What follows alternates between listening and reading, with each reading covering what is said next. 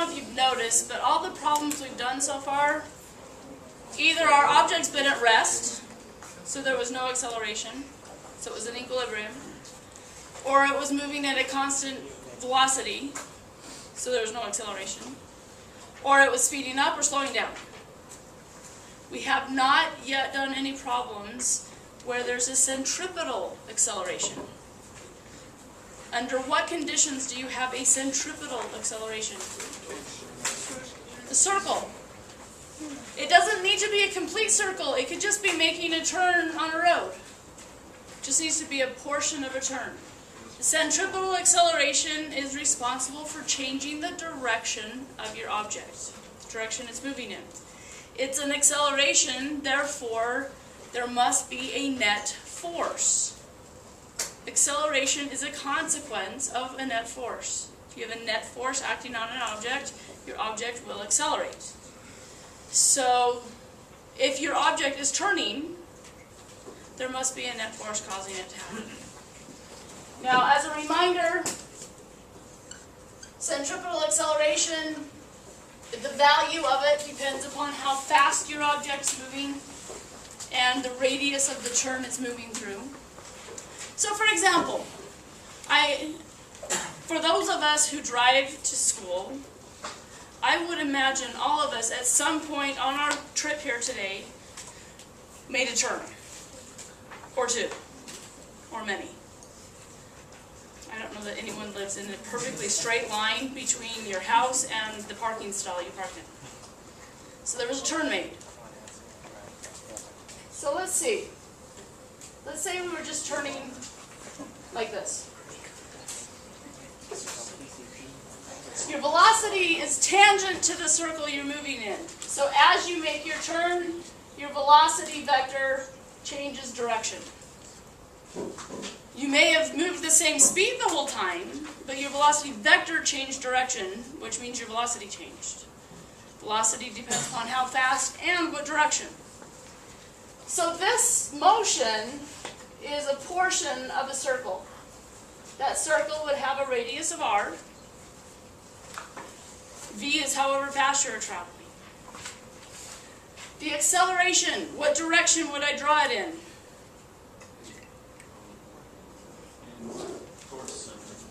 Inwards towards the center. So that's going to change as we continue through our turn. But it always points towards the center of the turn.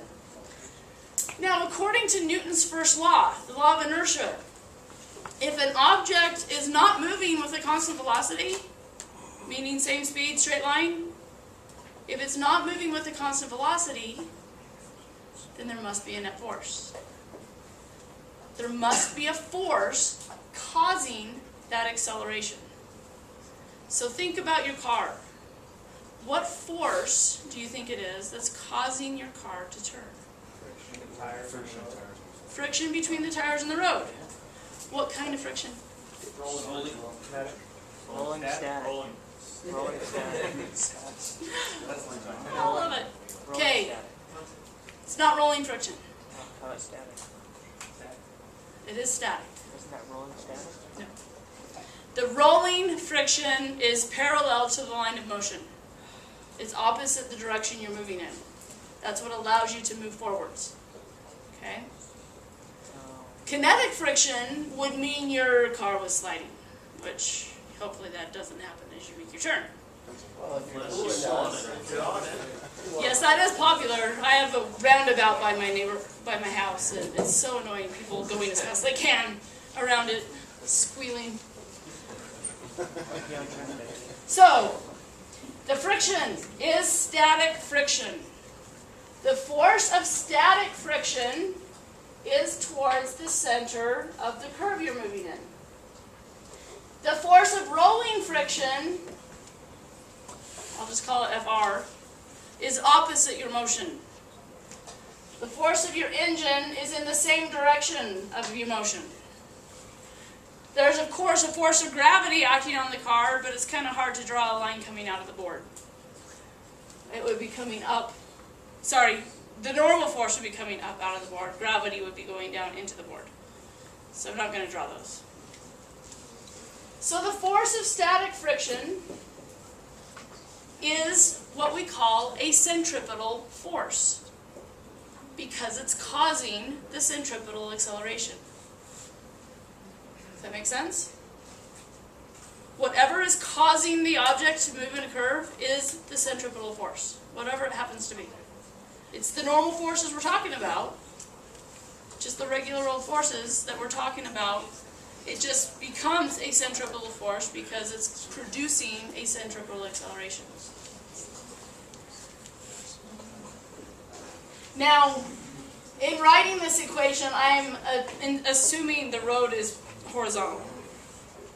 So normal, regular streets, say turning 47th south to Redwood Road, sort of thing. Force of static friction, that would equal the mass times the centripetal acceleration.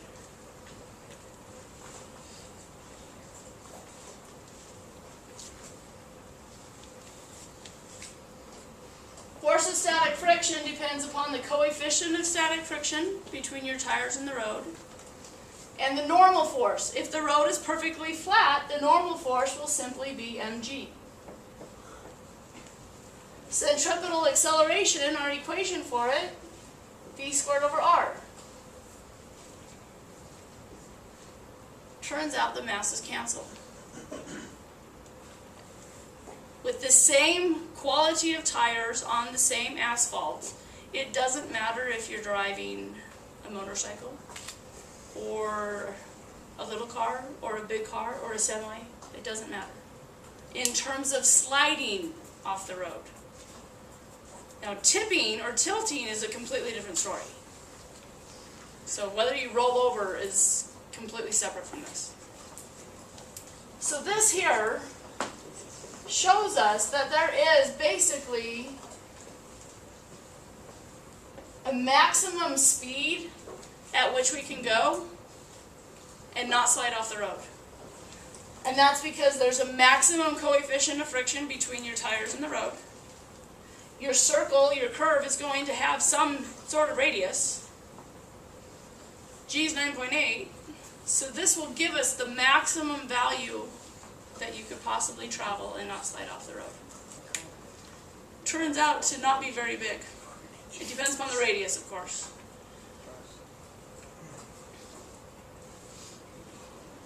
So, for example, along 215, a lot of the on and off ramps are those circular ones. I hate those things. So they have a little sign, warning, 30 miles per hour, 35 miles per hour, whatever. I'm willing to bet most of us don't pay attention, and we're still going faster than what the sign says. So obviously that sign is a total underestimation of what we can actually do. The radius, though, is limited. Those on and off ramps can only get so big. Coefficient of friction can only be so big. So there is a limit to how fast you can go and not slide off. But it turns out, even for example, really good tires on a car on a nice, warm, sunny day on concrete, the coefficient of friction would be very close to 1. So we're talking good tread on your tires, we're talking a nice concrete surface without a lot of loose gravel or anything. Let's look at, I don't know what the radius of those ramps are. Does anyone happen to know that? I know ramps. Not that if you go out and measure it, you know. 500 feet. So 500 feet, Is the radius. 5 by 3. We call it the DOT simulation. So the radius would be what? 500 on the radius, 1,000 on the diameter, I think. No. That's saying that it's radius. No, because 250 feet, I can't remember the conversion. It's approximately 3 feet per meter. It's not exactly, but approximately. So 250 divided by 3 would be 80 something. Let's go with 80 meters. That's probably an overestimation. That seems awfully big, but who cares? Let's go with it.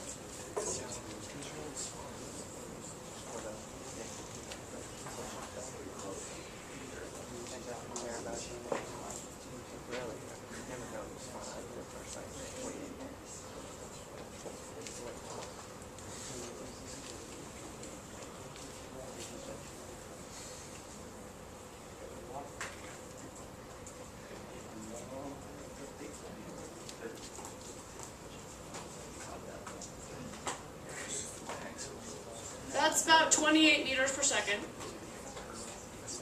which is about 60 miles per hour. That's pretty fast. Realistically, the radius is probably smaller. Go ahead, sorry. That's your actual, This is the maximum possible speed. that's your speed, not the acceleration that Correct. centripetal's pushing on you. Correct. This is just your speed. This would be the maximum speed you could go. So if you had a radius of 80 meters and really good tires and nice dry concrete on the ground, G's 9.8, we can't do anything about that unless we go to the moon. Oh wait, that's not 9.1. If they have a thing that pushes. Because those ramps are always going down. They have a super tunnel. We're talking this example right now. Sorry, I couldn't help. Realistically, I really don't know how big those are. I'm tempted to go out and measure one day, but I'm afraid of what might happen to me. You could probably figure it out on Google. That's true. Anyway, smaller radius means a smaller possible speed. So even if we said, say, 50 meters,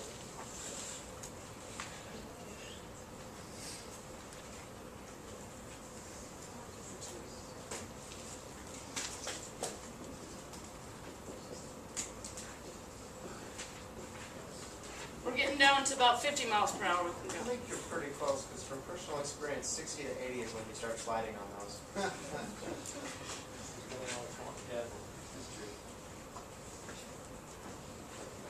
I'll have to look it up, see if I can find the radius. There's another issue at play, though, on those. You can go faster than what this equation predicts and not slide.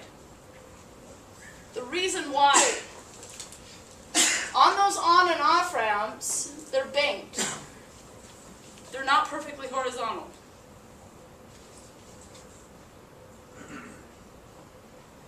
So you have friction, well, it depends upon how fast you're going. If you're going really slow, your friction's up the incline to keep you from sliding down. Because if you go slow enough, you'll slide down the incline. If you've ever been on an icy road, you might have seen that. If you're going really fast, friction will be in the opposite direction. That's, I imagine, more of our issue, is taking it faster. The normal force, though, perpendicular to the incline, it has a component that points towards the center of the circle. Your centripetal acceleration still is parallel to the ground and points straight into the center of the circle. So you have a component of friction and a component of the normal force that are the centripetal forces. So component of friction and the component of normal force together cause the centripetal force, which in turn causes the centripetal acceleration. The normal force helps. That's why they're banked. So friction alone doesn't have to do the job. Okay? The normal force helps keep you from sliding. As we look at problems that have any sort of turn in them, so either they're moving in a complete circle or they're moving in a portion of a circle, what we're going to do is we're going to set up our axis. So one of the axes always points in towards the center of the circle. One of them will be tangent to the circle.